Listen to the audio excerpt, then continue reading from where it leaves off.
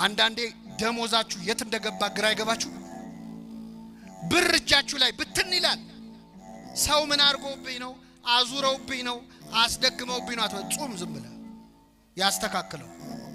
የትኛውንም ድግምት የትኛውንም መተት ጾምና ጸሎት ድል ሊነሳው ይችላል አይችልም? ይችላል። አትጨነቁ። የማይፈታ ችግር የሚፈታው በጾም። ይህን እኛ አይደለም ያለው። በዚህ በማቴዎስ ወንጌል ምዕራፍ 17 ላይ አንድ ታሪክ ተጽፏል። ብዙ ጊዜ ማቴዎስ 17 ሲባል እኛ የምናስታውሰው ጌታችን 3 ደቀ መዛሙርቱን ይዞ ወደ ረጅም ተራራ ወጣ ይላል አይደል? ጴጥሮስ ዮሐንስንና ያዕቆብን ታቦር ተራራ ላይ ፊቱ እንደ ብርሃን እንደ ፀሐይ አበራ፣ ልብሱ እንደ በረዶ ነጭ ሆነ። ይህን ታሪክ እናውቃለን። ጌታ ወደ ተራራው የወጣው 3 ሐዋርያት ይዞ ነው። 3 ሐዋርያት ሲወጡ ስንት ይቀራሉ? 9 ይቀራሉ። 9 ደቀ መዛሙርት ከተራራው ስር ነበሩ።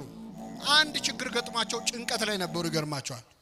እዛ ብርሃን እየበራ ነው፣ እነሱ እዚህ ጨልሞባቸው። ምን መሰላችሁ? አንድ ሰውዬ ጋኔን የተያዘ ልጁን ይዞ ወደ ክርስቶስ መጣ እንዲፈወስለት። ይዞት መጣ። ጌታ 3ቱን ደቀ መዛሙርት ይዞ ተራራው ጫፍ ላይ ነው ያሉት። ደቀ መዛሙርት ስንት ናቸው? ደቀ መዛሙርቱ ደግሞ አጋንንት የማውጣት ስልጣን አላቸው። ሄደው አጋንንት ስለ ስም ተገዙልን ብለው መተው ለክርስቶስ ሁሉ ነግረውታል። አጋንንት ስለተገዙላችሁ ደስ አይበላችሁ፣ ስማችሁ በሰማያት ስለተጻፈ ደስ ይበላችሁ ሁሉ ብሏቸው። ስለዚህ አጋንንት ያወጣሉ። ስለዚህ ጌታ ባይኖርም ተማሪዎቹ ደቀ መዛሙርቱ ያወጡልኛል ብሎ ይህ ሰውዬ አመጣውና ያንን ልጅ እባካችሁ ይህንን ርኩስ መንፈስ አስወጡልኝ፣ ልጄ በጨረቃ ይጥለዋል አለ። በምን ይጥለዋል? ማታ ማታ ሲመሽ እያነሳ ይጥለዋል። አንዴ ወደ እሳት አንዴ ወደ ውሃ እያነሳ ያፈርጠዋል። አብሮት ያደገ ጋኔል ነው አለ።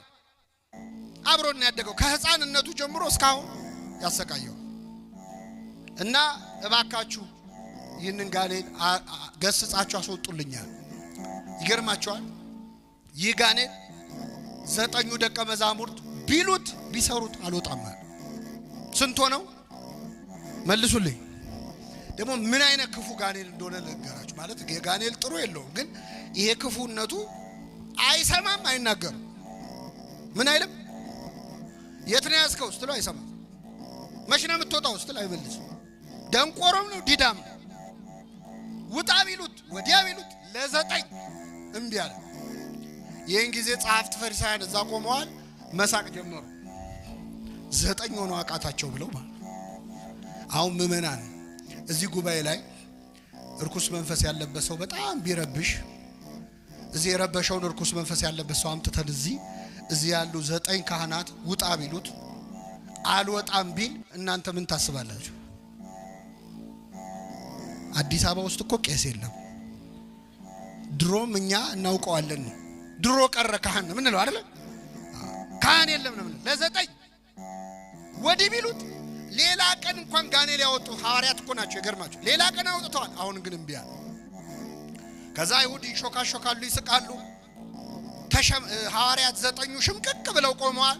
ጋኔሉ ልጁን ያንፈራፍረዋል። ይህ ሲሆን ጌታ 3 ደቀ መዛሙርቱን ይዞ ብርሃነ መለኮቱን ምን እያለ ነው? እያበራ ነው። ጴጥሮስ እዛ ቆሞ ጌታ ሆይ በዚህ መሆን ለኛ፣ አቤት ወንድሞች እዛ ይሰቃያሉ፣ አንተ በዚህ መሆን ለኛ መልካም ነው ትላለህ። አንተ ሲመጭ እኮ አይታየም የሰው ችግር። ከዛ ጌታ ከዚያ ተራራ ወረደ። ሲወርድ ያ ሰው እየቀረበውና ጌታ ሆይ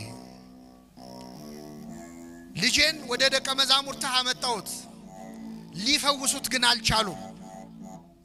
ቢቻልህስ ልጄን ፈውስልኛል። ምን ቢልህስ? ለማን ነው ቢቻልህስ ያለው? ለክርስቶስ ቢቻልህስ ይባላል። ለእግዚአብሔር ምን የሚለው የለም። ቢቻልህስ ያለው ለምን መሰላችሁ? ደቀ መዛሙርቱ ካቃታቸው ያው መምራቸውም የነሱ ቢጤ ነው ብሎ። አሁን እኮ እግዚአብሔርን ያስናቅረው እኛ አገልጋዮቹ ነው። እኛ ስላልቻለን የማይችል እንዳይመስላችሁ።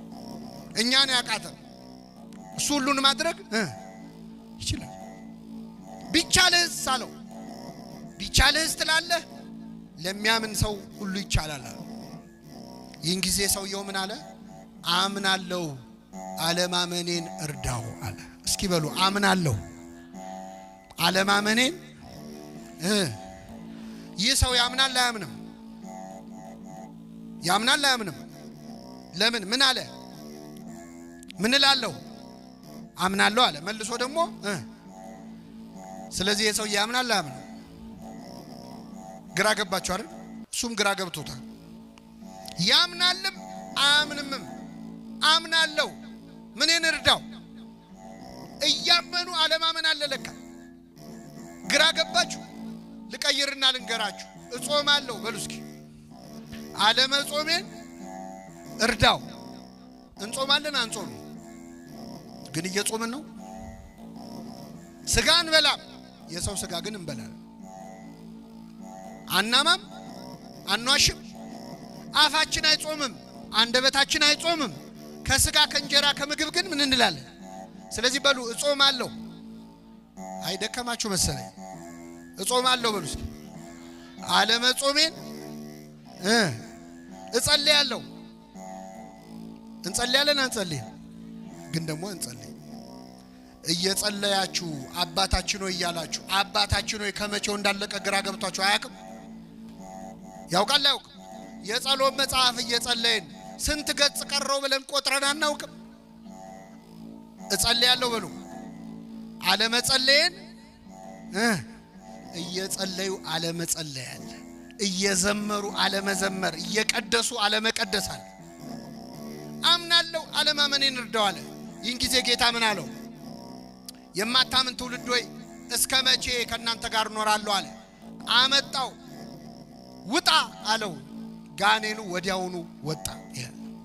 ህዝቡ እንተ በምድር ስረዊሃ ወበሰማይ አይዙኪሃ እንተ በምድር ስረዊሃ ወበሰማይ አይዙኪሃ አረገ ወይን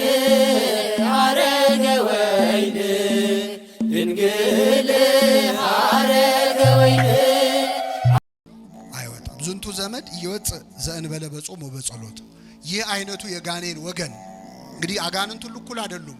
ከዋነኞቹ አለቆች የወደቁ አሉ፣ ሳጥናኤልን የመሰሉ ደግሞ ከታች የወደቀ ተራ መልአክ አለ። እንዲህ አይነቱ ወገን እንዲህ አይነቱ ነገድ ያለ ጾም እና ያለ ጸሎት